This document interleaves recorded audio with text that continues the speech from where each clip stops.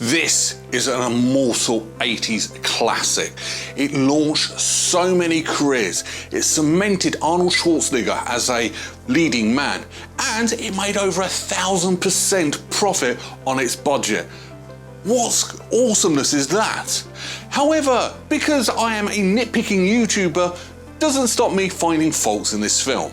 So, I'm Berryman, and this is 10 Things Wrong With. The Terminator is a 1984 American science fiction action horror thriller film directed by James Cameron. The film tells the story of a Terminator, a cyborg assassin sent back in time from 2029 to 1984 to kill Sarah Connor, whose unborn son will one day save mankind from extinction. When the film was released to very low expectations, it spent 2 weeks at top of the box office charts. However, its reviews were mixed, if I'm being perfectly honest, with some saying that it was brilliant and Schwarzenegger was perfectly cast, where some was just saying it's just guns, guns, guns with no exposition whatsoever. However, that being said, it has gone on to become a cult classic, maybe even higher than that. But what have I found wrong with the film? Well, here are 10 things wrong with The Terminator. Number 10, Tonight. So the film starts with an on-screen text sort of just filling in the background information of this film. Now, some people don't like that, but this one was okay, except for one part of it.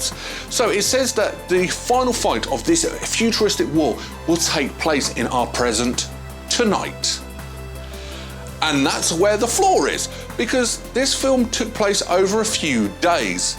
Now, if it happens in one night, I wouldn't have picked it up. But yeah, it does take place over a few days, so the tonight bit sort of is a little bit redundant, really. Number 9, Date. This film is set in 1984, the year the film was released.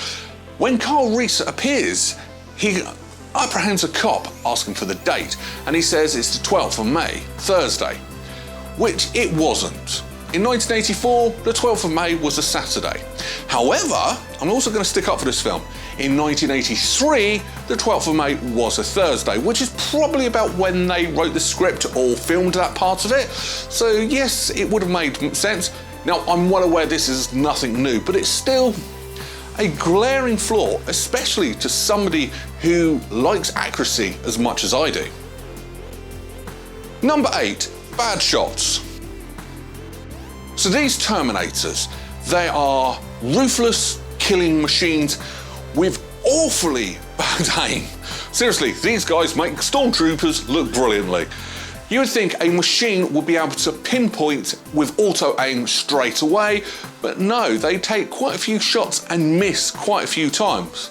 Now, I'm not on about just the Terminator himself. Even the clips showing the future with the Terminators, the Terminator has someone running towards him and shooting either side, but missing the target. It's like these Terminators were set with their AI modes to easy. These machines, how do they do so well in this war when they can't actually shoot properly? Number 7, 911. So Sarah Connor's gone into a club called Tech Noir to try and hide from the person that's stalking her and killing all the other Sarah Connors. She goes to the payphone and puts money in the payphone to dial 911. Now, before anyone says, are you sure that she actually dialed 911? Well, I've actually zoomed in on that part on the Berry telly so you can actually see, look, 911, quite easily. And yet she put the money in the machine. Now, why? Isn't 911 calls free in America? I mean, over here we have 999. If you go to any payphone, even in the 80s, because I know I was there, and type in 999, you'll get straight through. You don't need money. So why do you need money to ring 911? It makes no sense at all. Number 6, self-defense. I'm going to pick on the Terminators again here, but this time the Terminator seems more occupied with his own self-defense than actually fulfilling his target. Let's face it, in tech noir, he has actually got his gun out, his gun cocked, ready to fire, aimed right at Sarah Connor's neck. Now, he gets shot. Okay, he does stumble a little bit, but does he try and retake his target and take the shot? No, he stops to defend himself. Why? He does this quite a few times, where he stops, he's got Sarah Connor banged to rights, and he stops trying to go for her to protect himself. The technology in 1984 cannot really touch you. It took a lot to kill this Terminator, and yet you're more interested in defending yourself than fulfilling your target. Once again, your programming is pretty flawed. Number 5, hiding. Yeah, I'm on about the Terminator once again. You know, this unstoppable, unhurting, unfeeling, killing machine ran and hid. What part of this film did the Terminator run and hide? Well, it was the part where he crashed. He disappeared. Why? Both cars were in a car crash. He could have got out of the car, taken out Reese, taken out Sarah Connor. He would have won his mission. But no, he went and hid. Why? I mean, yes, he was a bit damaged, but he didn't care about that. He could have just gone and done, mission done, over and done with. It doesn't, to me, it doesn't make sense. This Terminator comes across as he doesn't really want to do what he's programmed to do. Number 4, face surgery. Okay, I'll probably get shot if I didn't bring this one up, but the scene with the face surgery, that was bad. Even for 1984. It was so awful. It looked so bad, it looked fake as hell. And do you know what makes it even worse? Is later on in the film, when Arnie turns around and steals the truck, turns around to the other guy in the truck, looks at the guy, says, "Get out," you can see all his effects on his face, and that looks impressive. And because that looks impressive, it makes the face surgery bit so much more worse. Why? What were they thinking? I mean, I know this was a low-budget film, and if all the effects were like it, I probably wouldn't have said as much, but the fact that that one, especially in a special effects heavy film where the special effects are amazing, that one scene ruins everything. Number 3, police paperwork. So you know that scene where Arnie says his immortal line, "I'll be back." There's another thing that really sticks out in a sore thumb with me, is the fact that that desk sergeant is filling out his paperwork. Okay, there's nothing wrong with that part. It's the fact that he's using a pencil with official police paperwork. Huh? What's to stop someone just going and rubbing it out and rewriting it? I'm pretty sure, even in the 80s, police, actually I know police were actually writing in pens, and I'm not going to say how I know that in the 80s, but using pencils is not a smart idea. Use a pen. I'm pretty sure that you were. Number 2, slow truck. Once again, the Terminator, I'm picking on you, not really wanting to kill your target. So, you've stolen a truck, you're charging down a road, and Sarah Connor and Reese are on foot. That's a no-brainer. Splat, job done. Except she's running as fast as that truck, which isn't physically possible. So the only logical explanation is you're driving that truck way too slow. Way too slow.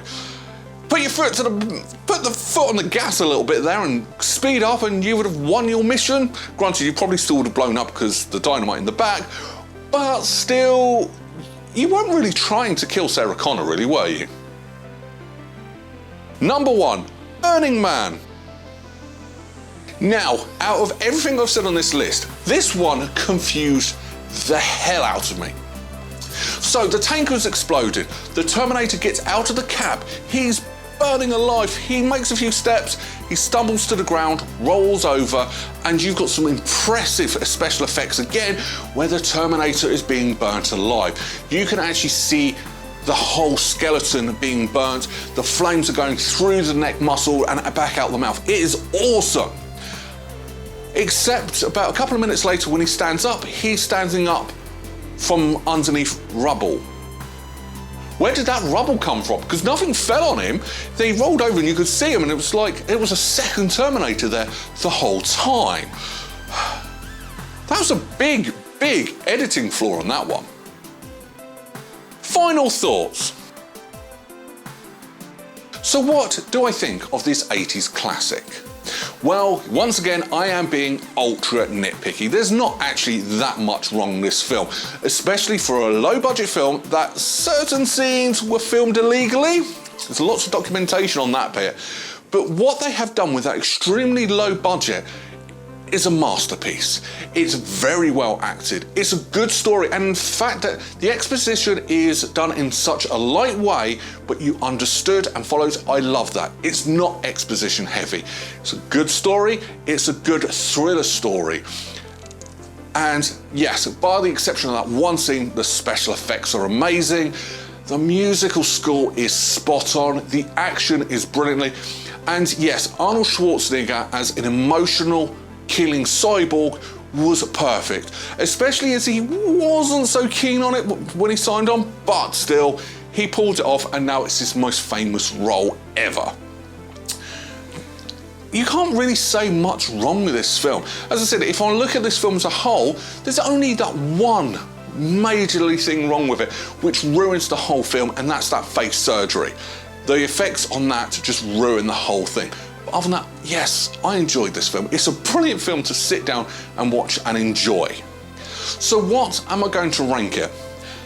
Even though it is an 80s classic, I can't give it the 10 out of 10 because yes, that one really bad special effects scene does put a dampener on the whole film.